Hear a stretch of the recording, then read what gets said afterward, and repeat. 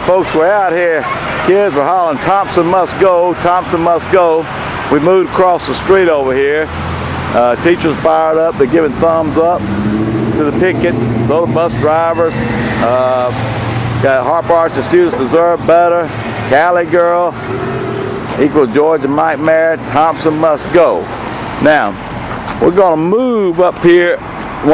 We want to get off the sidewalk next to the school and get across the street. But once the students have left on the buses, we'll move the picket back up there to the corner. And we don't like to block any kind of ingress or egress or whatever. So we're going to move it on back up here to the corner of the school and pick it from the corner up there. And but you also said there was an incident apparently took place right before you got here, right? There was, absolutely.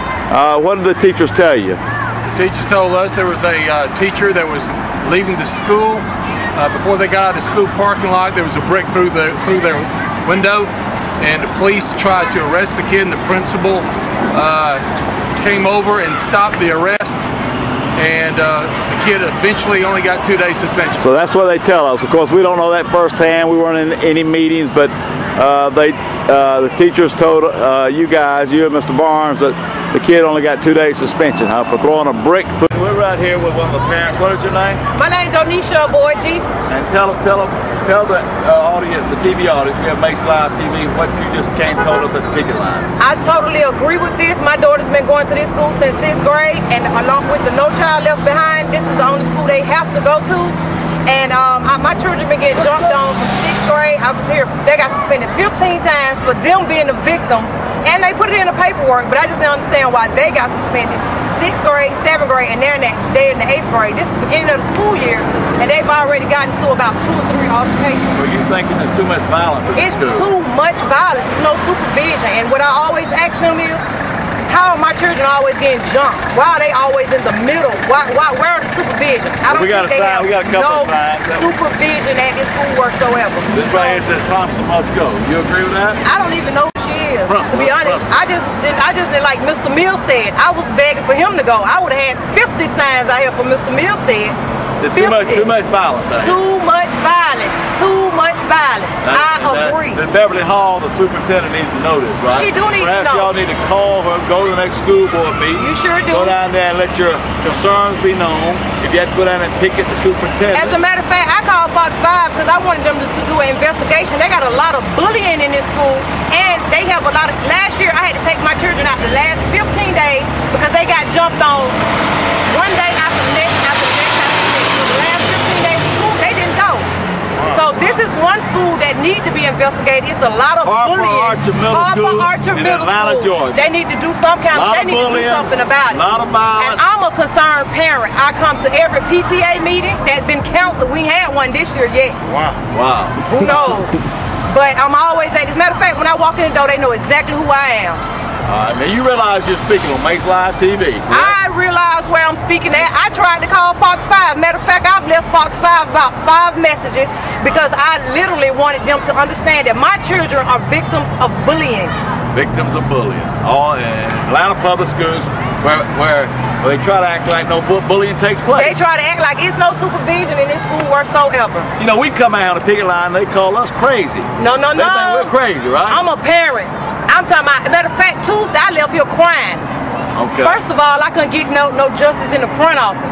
I had to literally take my statement down to the central office. I took it to the school detective office, and I sat in that office about 3 hours, and I broke down to the school detectives about basically what's going on. As soon as you walk into school, it's the attitude. This school need to get it together. Okay, we thank you very much. We're running out of film. We appreciate you willing to get on MACE Live TV. No problem. Okay? As soon as I seen y'all, I told my sister, I was like, let's go find out what's going on. Well, thank you very much. No problem. Okay, we'll see you later. Y'all have a nice day. You got a website. Thank you. Right there. Give us a day. Thank you. Order's the first law of the universe. I always say that. Bye-bye. Peace out. Okay. Did you have plenty of recording? I hope we haven't run out of film, folks, because you know what? There's always something happening when MACE comes to your school. See, it started off, we thought they might be hiding something here.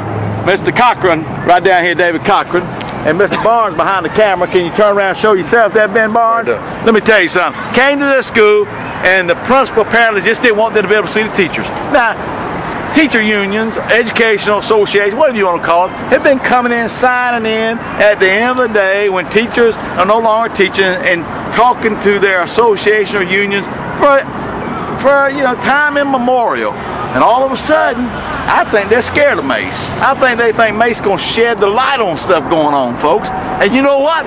MACE will shed the light on it. We love to shed the light on junk that's going on in school. This parent said that she's had her kids jumped on so many times and nothing's done. She's so fed up with it, said, stop the violence right here at Harper-Archer at middle school. And I'll tell you one thing, folks. We're not going to stop. We're going to keep on agitating. We're not going to equivocate. We're not going to vacillate. MACE is going to let folks know what's going on in the school buildings. You got, is there such word as thuggerism? I'm going to make it up then, but there's thuggerism all in the schools. You got bullies all in the schools. You got, now I'm not just talking about the principals, I'm talking about the students too. I thought I was going to say the students, but so many times it's the administration are acting like bullies and thugs. And that permeates the building. You can't have good learning conditions until you first have good teaching conditions. As Mr. Haynes always says, order is the first law of the universe. If you don't first have order, it doesn't matter what the curriculum is. And that starts with Arden Duncan up there in Washington, D.C., trying to be the U.S. Secretary of Education, never even been a school teacher. Never has even been a school teacher. He's a quack. He's a quack.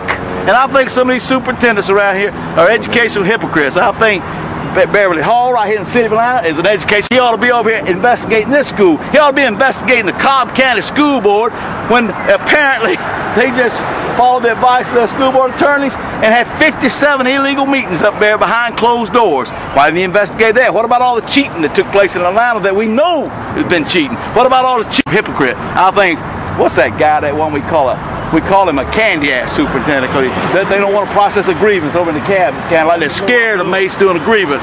Crawford Lewis, yeah. I think he's an educational hypocrite. I think that crazy, I won't say crazy, strike back on the record, but I think some of his actions are crazy. That guy, Sachs, Mark Elgard, I think he's an educational hypocrite. He ought to be over here investigating this school. He ought to be investigating the Cobb County School Board when apparently they just followed the advice of their school board attorneys and had 57 illegal meetings up there behind closed doors. Why didn't he investigate that? What about all the cheating that took place in Atlanta that we know has been cheating? What about all the cheating that takes place in Atherton Elementary School and King, apparently at King High School and all these places in DeKalb County?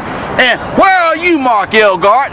Mark Elgart's not around. Now, he picked on little old Clayton County. Now, that's right. They all must go down in Clayton County, but I think they're just going to use Clayton County.